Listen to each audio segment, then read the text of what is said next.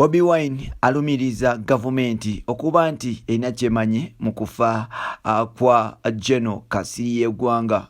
Tukwaniriza nateera ku mukutu gwaffe omuganzi ogumanyikiddwa nga Uganda mu Kamoli amanya n'eddoboozi bampita Ntambi Chimso Rich Boy Maksudi Junior.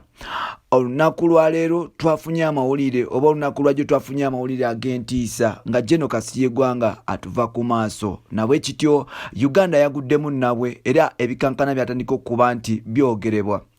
Olunaku lwa leero Bobi Wine yagenze ku mukutu gwe ogwa Facebook olw'okuba nti akolako na interview n'abantu ab'enjawulo. Bobi Wine agambye nti Kasirye Gwanga yali mukwano gwe nfanfe. However much waliwo ebintu bingi bibali batakanyako era nga byali bingi era waliwo n'ebingi nnyo bibyakanyangako. Era Bobi Wine agamba nti buli yasanga nga Kasirye Gwanga kwali kusanyuka kwali kufunamu ekyokuyiga mu mboozi zonna ze banyumyanga era afiiriddwa General gwatasobola kuba nti amuzzaawo. Bobi Wine olunaku lwa leero avuddeyo n'agamba nti okufa kwa Kasirye Gwanga kulina okuba nti kukwatibwa n'obwegendereza because government eriko yamukwata nemusiba nemukola ebintu ebyenjawulo ebyesittaza kyandiba nti yensonga lwaki omukulu ono obulamu bwe bwagenze bwe butyo.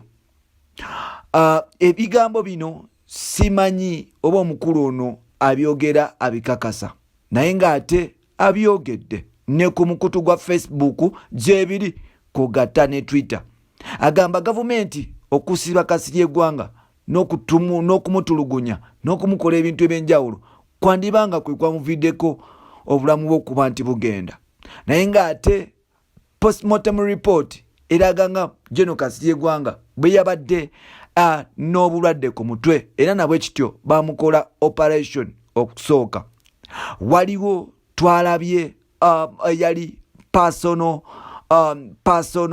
assistant kugata driver atenga y'omu ku security guard ngate naye mujasi yavuddeyo n'agamba nti General yavaayo n'amutegeeza nga bwe yakoowa okulwana entalo era yavaayo ng'akaaba nti nkoyo okulwana entalo zeenwanye zimala ke kaseera mpumule oba bandike nange nkole ebintu ebirala.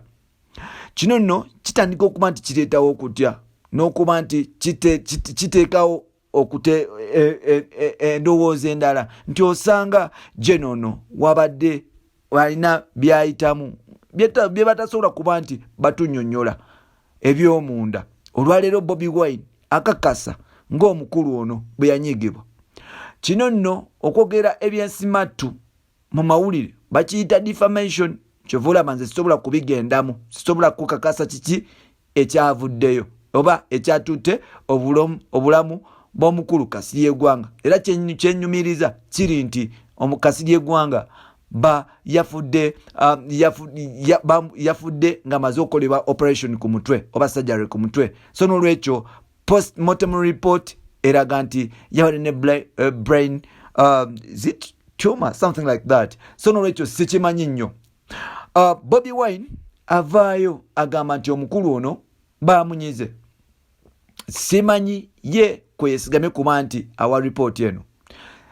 Simanyi oba Bobi Wine musawo oba Bobi Wine yabadde amanyi ebyama oba n'obulamu bwa General Kasirye Gwanga bwe badde butambula because abadde mukwano gwe.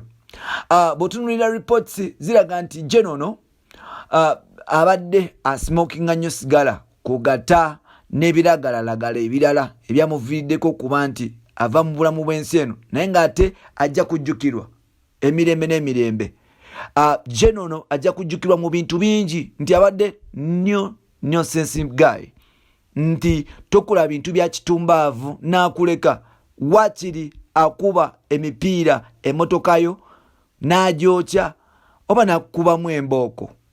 Tujjukira nti omukulu ono waliwo kyali eyali ayagala okuba nti amunyagako ettaka n'akwata tractor n'agitwala mu ttaka lye ery'emukono.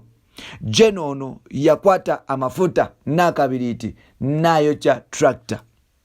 Tujjukira waliwo wano recently omuyimbi amanyikiddwa nga Catherine Kusaasira yavaayo ng'avuga bubi ku saidi z'Emakindye k'ogatta n'okuwemula abantu ng'ali mu motoka ye emanyikiddwa nga Kusaasira Abojeri etimbiddwako ebyo ebipande eby'ebizigo.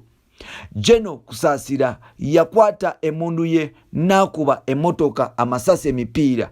However much teyakuba Catherine Kusaasira, n'avaayo n'amugamba addemu ku mpisa ez'omu bantu, ekiraga omusajja abadde omugunjufu ng'ayagala nnyo n'okukuuma obuwangwa bwe n'eggwanga lye. Olwaleero Bobi Wine agamba mbu gavumenti erina kyemmanyi ku kufa kwa General Kasirye Gwanga. Bino n'ebirala tujja kusigala nga tubikuleetera. Weebale kutambula naffe ebbanga lyonna, sigala ng'osubscribinga. Then tujja kusigala nga tukuleetera bintu bingi nnyo. Nsigadde Ntambi Jimso. You can follow me on Twitter Jimso16, then genda ku Facebook olike page yaffe emanyikiddwa nga Uganda mu Kamoli. Bye bye.